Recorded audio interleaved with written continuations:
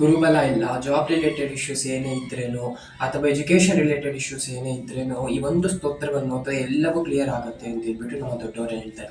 Welcome to Arunachala Mahatmyam. ಇವತ್ತು ನಾವು ದಕ್ಷಿಣಾಮೂರ್ತಿ ಸ್ವಾಮಿಯ ಬಗ್ಗೆ ತಿಳ್ಕೊಳ್ಳೋಣ ಬನ್ನಿ. ನೋಡಿ, ಶೈವ ಅಂತೇಳಿ ತಗೊಂಡಾಗ, ನಾವು ಶೈವ ಸಂಪ್ರದಾಯವನ್ನು ತಗೊಂಡಾಗ ದಕ್ಷಿಣಾಮೂರ್ತಿ ಸ್ವಾಮಿಯನ್ನ ಗುರುಸ್ವರೂಪ ಅಂತೇಳಿ ಹೇಳ್ತೀವಿ. ಅದೇ ತರ ವೈಷ್ಣವರನ್ನು ತಗೊಂಡಾಗ ಅಯಗ್ರೀವ ಸ್ವಾಮಿಯನ್ನ ಗುರುಸ್ವರೂಪ ಅಂತೇಳಿ ಹೇಳ್ತೀವಿ.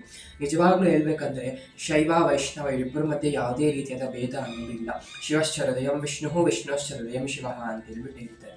ಈಗ ದಕ್ಷಿಣಾಮೂರ್ತಿ ಸ್ವಾಮಿಯ ಬಗ್ಗೆ ಹೇಳ್ಬೇಕಂದ್ರೆ, ಶಿವನೇ ಸಾಕ್ಷಾತ್ ಗುರು ಸ್ವರೂಪವನ್ನು ತಗೊಂಡ್ರೆ ಆ ಸ್ವರೂಪವೇ ದಕ್ಷಿಣಾಮೂರ್ತಿ ಸ್ವಾಮಿಯ ಸ್ವರೂಪ. ಶಂಕರ ಭಗವತ್ಪಾದಾಚಾರ್ಯರು ಎಷ್ಟೋ ಸ್ತೋತ್ರಗಳನ್ನು ಕೊಟ್ಟಿದ್ದಾರೆ.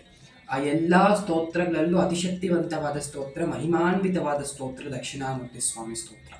ಈ ಸ್ತೋತ್ರ ಓದಿದ್ರೆ ಇಂಥದ್ದು ಬರಲ್ಲ ಅನ್ನುವಂಥದ್ದೇನು ಇಲ್ಲ, ಎಲ್ಲವನ್ನೂ ಸಹ ಈ ಸ್ತೋತ್ರ ಕೊಡುತ್ತೆ.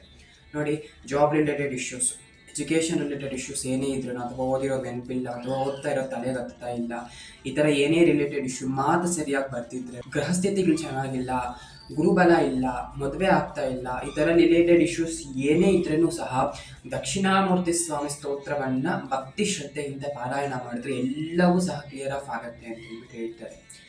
ಇನ್ನೊಂದು ಮಾತು ಹೇಳ್ಬೇಕಂದ್ರೆ, ದೊಡ್ಡವರು ಇನ್ನೊಂದು ಮಾತನ್ನು ಸಹ ಹೇಳ್ತಾರೆ, ಸಾವಿನ ಅಂಚಿನಲ್ಲಿರುವಂಥವರನ್ನು ಸಹ ದಕ್ಷಿಣಾಮೂರ್ತಿ ಸ್ವಾಮಿ ಸ್ತೋತ್ರ ಪಾರಾಯಣ ಕಾಪಾಡುತ್ತೆ ಅಂತ ಹೇಳ್ಬಿಟ್ಟು ಹೇಳ್ತಾರೆ. ಅಷ್ಟೊಂದು ಮಹಿಮಾನ್ವಿತವಾದ ಅತಿಶಕ್ತಿವಂತವಾದ ಸ್ತೋತ್ರ. ನಾವು ಯಾವುದೇ ಸ್ತೋತ್ರವನ್ನು ತಗೊಂಡ್ರು ಸಹ ಅಲ್ಲಿ ಭಗವಂತನ ಮಹಿಮೆಯನ್ನ ಅಥವಾ ರೂಪವರ್ಣನೆಯನ್ನ ಮಾಡ್ತಾರೆ. ಆದರೆ ದಕ್ಷಿಣಾಮೂರ್ತಿ ಸ್ವಾಮಿ ಸ್ತೋತ್ರ ಇದಕ್ಕೆ ವಿಭಿನ್ನವಾಗಿರುತ್ತೆ. ದಕ್ಷಿಣಾಮೂರ್ತಿ ಸ್ವಾಮಿ ಸ್ತೋತ್ರ ಈ ಅದ್ವೈತ ಸಂಪ್ರದಾಯದಲ್ಲಿರುವಂಥ ಅದ್ವೈತ ಫಿಲಾಸಫಿಯನ್ನೆಲ್ಲ ದಕ್ಷಿಣಾಮೂರ್ತಿ ಸ್ವಾಮಿ ಸ್ತೋತ್ರದಲ್ಲಿ ಶಂಕರ ಭಗವತ್ಪಾದಾಚಾರ್ಯರು ಇಕ್ಕಿದ್ದಾರೆ. ಅಷ್ಟೊಂದು ಮಹಿಮಾನ್ವಿತವಾದ ಸ್ತೋತ್ರ.